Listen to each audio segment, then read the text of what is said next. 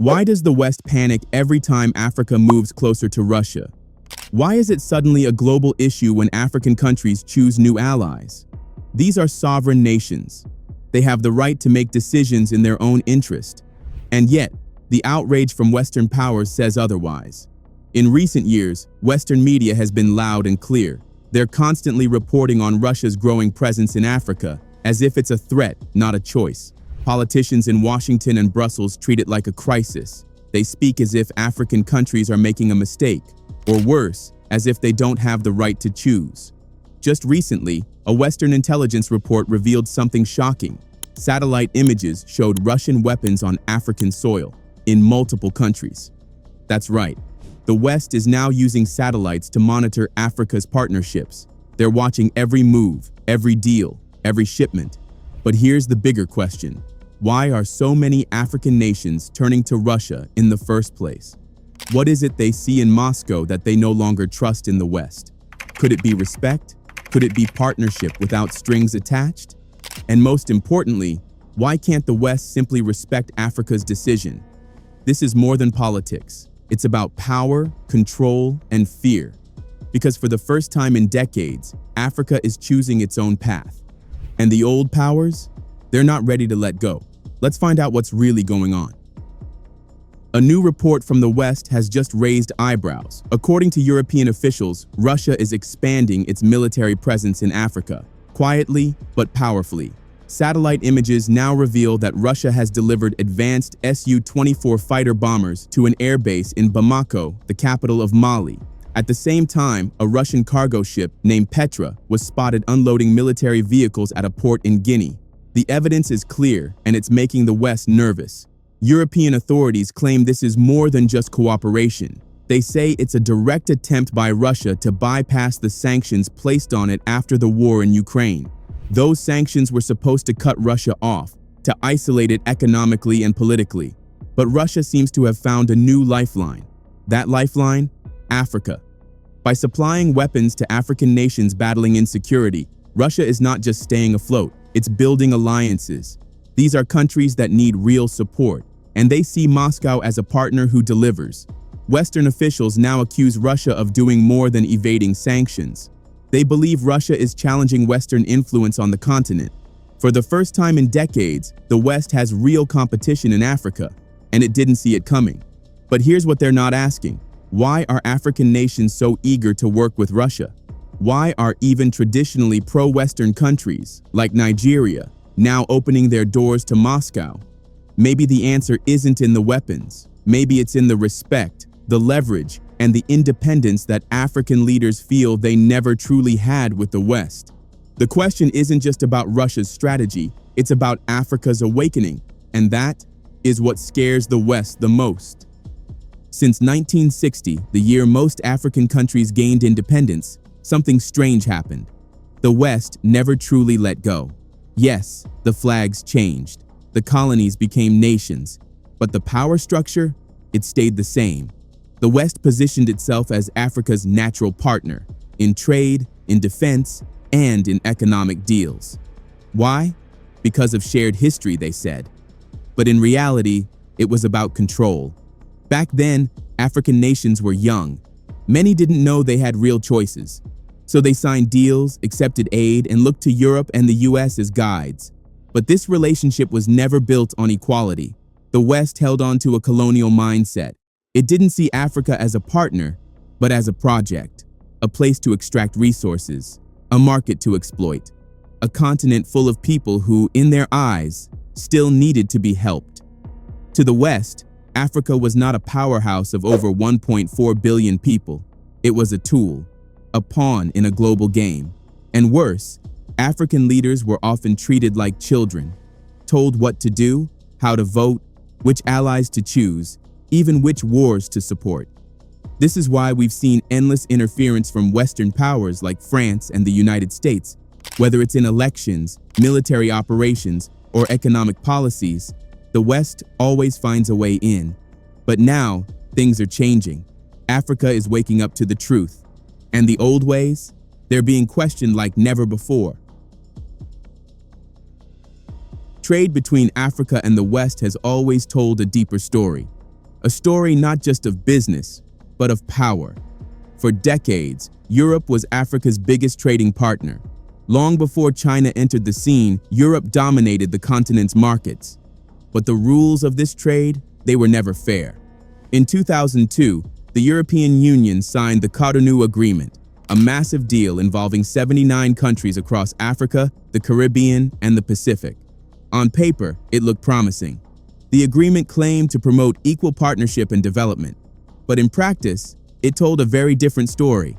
Behind the fine print, the Cotonou Agreement carried the weight of colonial history. African countries, though independent, were placed in a subordinate role. The EU kept control through the structure of the deal, the flow of funds, and the terms of trade. One of the clearest examples of this imbalance is the European Partnership Agreement, or EPA, which is part of the larger Cotonou framework. From the very start, African nations found themselves negotiating from a position of weakness. The terms were often set by Europe, the deadlines, the market rules, even the penalties. So while the language spoke of partnership, the reality was closer to pressure. Africa didn't get a seat at the table as an equal. It got a seat as a dependent. And that dependency? It was by design. The European Partnership Agreements, or EPAs, were presented as a generous offer. They allowed African countries to export their goods, mostly raw materials, to Europe duty-free. On the surface, it seemed like a win. But there was a catch. In return, African countries had to lower their tariffs on European imports. That meant opening their markets to European products, many of which were far more advanced, polished, and cheaper than anything made locally. When the EPA was first introduced, African leaders were hesitant, and for good reason. They knew what this would mean. European companies, richer, better equipped, and heavily subsidized, would flood African markets. Their goods would outshine local products in both quality and price. Slowly, African industries would crumble. Factories would shut down, jobs would disappear, and entire economies could be swallowed up.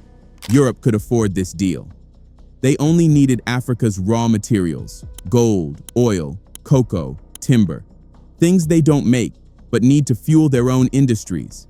But Africa? Africa needed protection. It needed time to grow its local industries, to build capacity, to rise from the shadow of colonial exploitation.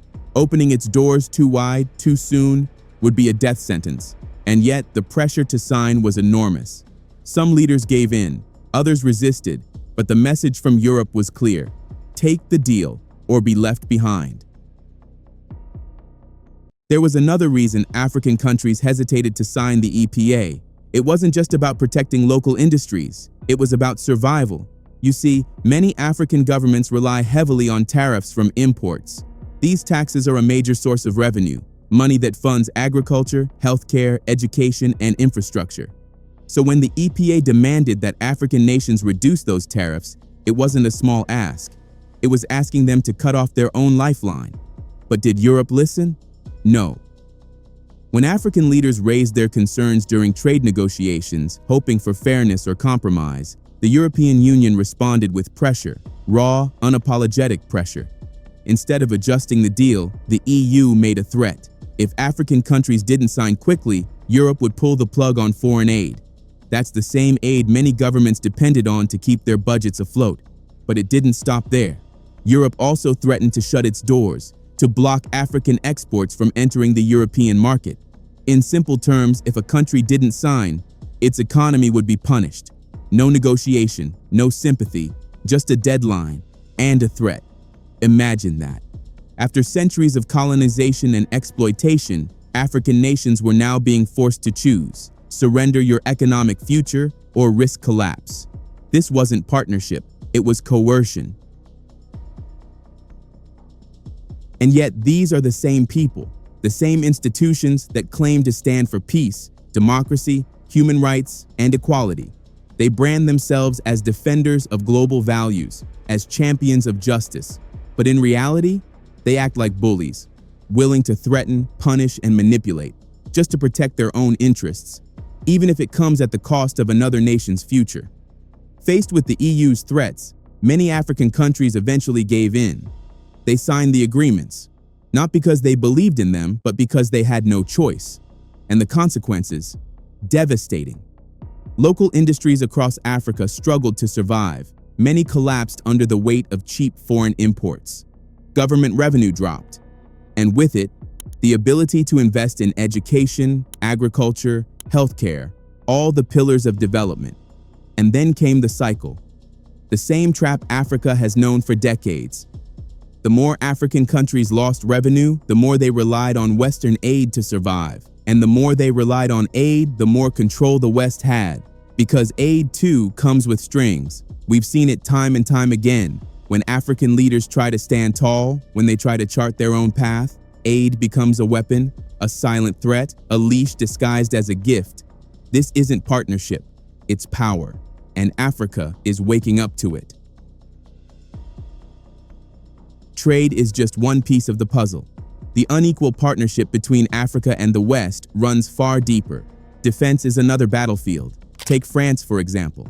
For decades, it dictated military policy in its former colonies, especially in Francophone Africa. Countries like Burkina Faso weren't even allowed to choose their own weapons suppliers. If Burkina Faso wanted to buy nuclear weapons from Russia, France could and would say no. And Burkina Faso had no choice but to obey. That's not a partnership, that's control. But here's where it gets worse. Whenever an African leader dares to rebel, dares to act independently of Western influence, they are instantly branded. The leader is called a dictator, accused of violating human rights. Sanctions follow. And the Western media? It turns into a machine of character assassination. Nothing positive is ever said about that country or its leadership again. We've seen this play out before. It happened in Libya. Muammar Gaddafi tried to free Africa from Western economic chains. They branded him a monster, and then they took him out. It's happening in Eritrea. President Isaias Afwerki has resisted Western control for years. The price? Isolation and constant attacks from global media. It's happening in Zimbabwe, which has lived under European Union sanctions for over 2 decades, all because it dared to reclaim land from white colonists. And now, it's happening again. In Niger, in Burkina Faso, in Mali. These countries have chosen sovereignty, and the West, it's doing everything it can to punish them. Because in the eyes of the West, African independence is a threat, not a right. The continent is undergoing a quiet but powerful transformation. It may not always be visible on the surface, but the shift is real, and the West knows it. That's why they're afraid. African leaders are beginning to realize a simple truth. The West doesn't hold as much power over them as it once did. They now see that they can live, grow, and thrive without the constant influence of former colonial powers. This awakening isn't random. It's being fueled by 3 major forces. The most important of them is the rise of emerging global powers, especially China and Russia. For decades, the West controlled the global stage, but today, they're no longer alone. Countries like China, Russia, India, Turkey, and Iran have entered the picture. They're building new relationships in Africa, offering trade, infrastructure, weapons, and political support without the usual Western strings attached. To the West, this is not just competition. It's a threat to their dominance. That's why we've seen so many sanctions, blacklists, and aggressive foreign policies, because the West is trying to stall this shift. But the truth is, Africa is no longer playing by their rules. It's finding new partners, new opportunities, and most importantly, new confidence. And that is what terrifies the West the most. Still, despite the roadblocks and constant pushback, these rising powers have learned how to beat the West at its own game. And now, they're doing it, loudly, confidently, and on a global stage. Their voices are stronger than ever in international politics. Their influence is expanding, and nowhere is this shift more visible than in Africa. Over the past 2 decades, countries like China and Russia have rapidly increased their presence on the continent. Through trade, infrastructure, energy, and diplomacy, they've begun to challenge the dominance that European countries have enjoyed for so long. Take China, for example. In just 20 years, it has become Africa's largest trading partner. Since the year 2000, China-Africa trade has grown by nearly 20% each year, reaching $188 billion by 2015. That's more than triple the trade volume of India, Africa's second biggest partner. Russia is also rising fast. Its trade and diplomatic relations with African nations have strengthened year after year. Military cooperation, arms deals, energy partnerships. Moscow is making its presence felt. And these nations aren't acting alone. They've formed powerful alliances, most notably BRICS, an economic bloc that now includes Brazil, Russia, India, China, and South Africa. Together, they present a new model for the global South, one that threatens the grip of traditional Western institutions like the World Bank and the IMF. The balance of power is shifting, and the West knows it. Like Europe and the West, these non-Western powers, China, Russia, India, and others, also have a strong interest in Africa. But the difference is clear. They're not trying to control African governments. They're not dictating military policies or meddling in elections. Their approach is different. It's built on equality and mutual benefit. These countries offer partnerships, not dominance. Each side gets something. Each side is respected. And for many African nations, that's a breath of fresh air after decades of being told what to do by former colonial powers. For years, the West tried to keep Africa in a box, isolated, dependent, obedient. But that strategy is falling apart. Africa now knows its worth, it knows its rights, and most importantly, it knows it has options. Gone are the days when the continent could be bullied into submission. The playing field is changing. The second major force driving Africa's transformation is coming from within, especially among the youth. Across the continent, a new generation is rising, and they're not asking for permission. Young African leaders like Ibrahim Traoré in Burkina Faso and Julius Malema in South Africa are challenging the old order. They speak boldly, they act decisively, and they're not afraid to call out the West for its colonial mindset. We're seeing real change on the ground. French troops are being kicked out of countries where they once had free reign. The International Criminal Court, long criticized for its bias against African leaders, is facing growing backlash. The anti-colonial fire that once burned in silence is now roaring across the continent. There is a new awareness spreading throughout Africa, among students, workers, farmers, and soldiers. A realization that the continent doesn't need to beg, doesn't need to apologize, and doesn't need to obey. Things are not like they used to be, and nothing can stop what has already begun. Finally, Africa is transforming because it's beginning to look inward, not outward, for growth, development, and solutions. There is now a stronger commitment across the continent toward regional integration. More and more, African nations are choosing to work with one another, not just depend on foreign powers. This shift is not accidental. It's a direct response to decades of failed policies. For years, Africa was forced to adopt liberalization strategies under the structural adjustment programs pushed by Western institutions like the International Monetary Fund and World Bank. These programs were sold as solutions to poverty and underdevelopment. But the truth is, they failed, miserably. Instead of progress, Africa became more dependent, more vulnerable, and more exposed to external shocks. Entire sectors crumbled under these imposed reforms, and the promises of economic growth never came. Now, the continent is taking a new path. Africa is choosing regional strength over foreign dependence. The African Continental Free Trade Area, AfCFTA, is just one example of how nations are tearing down barriers and building stronger economic ties.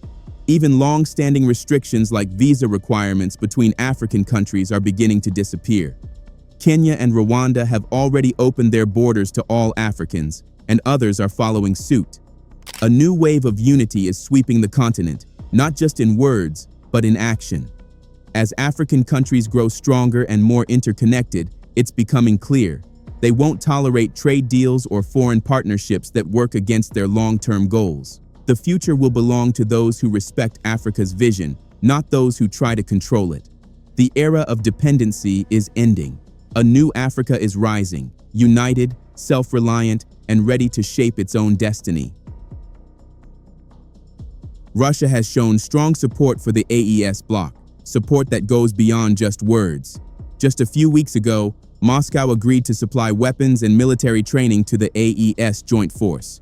It's a major step forward in helping the region defend itself without foreign interference. Russian Foreign Minister Sergei Lavrov announced that existing Russian military instructors already stationed in Mali, Burkina Faso, and Niger will assist the AES initiative. Our specialists can help develop and arm those forces with specific weapons and machinery, he said. The announcement was made during a high-level quadrilateral meeting in Moscow. At that meeting, Lavrov welcomed his counterparts from the three Sahel states. His message was clear. Russia stands with the AES in their fight for sovereignty, regional security, and economic independence. Lavrov didn't just stop at military support. He emphasized deeper cooperation in trade, infrastructure, and capacity building. From roads to energy, from weapons to workforce development, Russia is investing in long-term partnership.